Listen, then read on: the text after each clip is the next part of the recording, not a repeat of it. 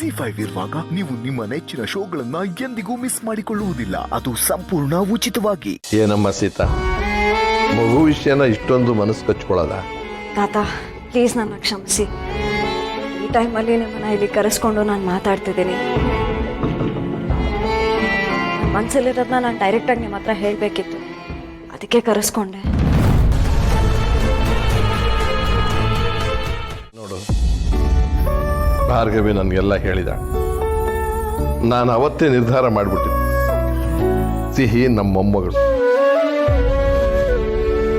ನಮ್ಮ ಮನೆ ಮಗು, ನನ್ನ ಮೊಮ್ಮಗನ ಮಗ, ನಮ್ಮ ಮನೆ ನಗು ಕಣಮ್ಮ. ನಿನಗನ್ಸುತ್ತೇನಮ್ಮ, ನಿನ್ನ ಮನಸ್ಸಿನಲ್ಲಿ ಏನಿದೆ ಅಂತ ಗೊತ್ತಾಗಿಯೂ ಕೂಡ ನಾನು ಅರ್ಥ ಮಾಡ್ಕೊಂಡಿಲ್ಲ ಅಂತ? ಅಮ್ಮ, ನಾನು ಅಷ್ಟೊಂದು ಕಟಕನೇನಮ್ಮ. ತಾತ ಅದು ಹಾಗಲ್ಲ. ಮತ್ತೆ ಹಿಂದೆ ನಿನಗೆ ಆತಂಕ? ಮಗು ವಿಷಯದಲ್ಲಿ ನೀನು ಅಷ್ಟೊಂದು ಗೊಂದಲ ಇಟ್ಕೋಬೇಡ. ಮಾವಯ್ಯ, ಮುಹೂರ್ತಕ್ಕೆ ಟೈಮ್ ಆಗ್ತಿದೆ, ಎಲ್ಲರೂ ಸೀತಂಗ್ ಕಾಯ್ತಿದ್ದಾರೆ. ಸೀತಾ, ನಿನ್ ಮಾತೆಲ್ಲ ಮುಗೀತಾ? ಇನ್ನೇನಾದ್ರೂ ಕನ್ಫ್ಯೂಷನ್ಸ್ ಇದೆಯಾ? ಇನ್ನೇನು ಆತಂಕ? ನಾನು ಸ್ಪಷ್ಟವಾಗಿ ಎಲ್ಲ ಹೇಳಿದ್ದೀನಲ್ಲ.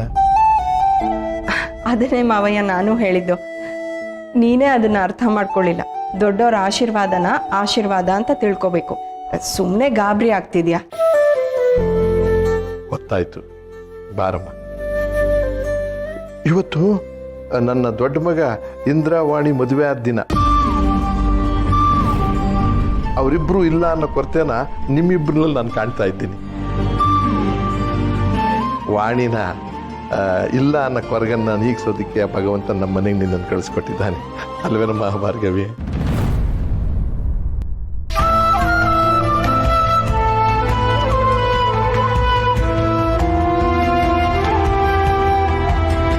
ನೋಡೋಕೆ ನಮ್ಮ ವಾಣಿ ಥರನೇ ಕಾಣ್ತಿದ್ದೀಯಮ್ಮ.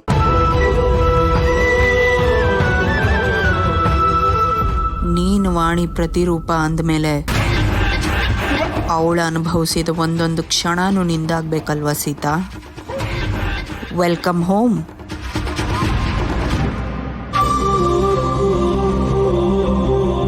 ತಾತ, ನನ್ನ ಗೊಂದಲನೆಲ್ಲ ನೀವು ದೂರ ಮಾಡಿದ್ರಿ.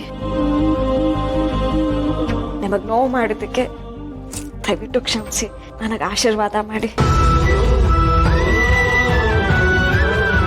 ನೀನು ನಮ್ಮನ್ನ ನೋವು ಮಾಡಲ್ಲಮ್ಮ, ನಮ್ಮ ಮನೆಗೆ ನಗು ತುಂಬೋದಕ್ಕೆ ಬರ್ತಾ ಇದ್ದೀಯ. ಬಾಬಾ, ರಾಮ ಕಾಯ್ತಿರ್ತೇನೆ, ಹೋಗೋಣ. ಭಾರ್ಗವಿ,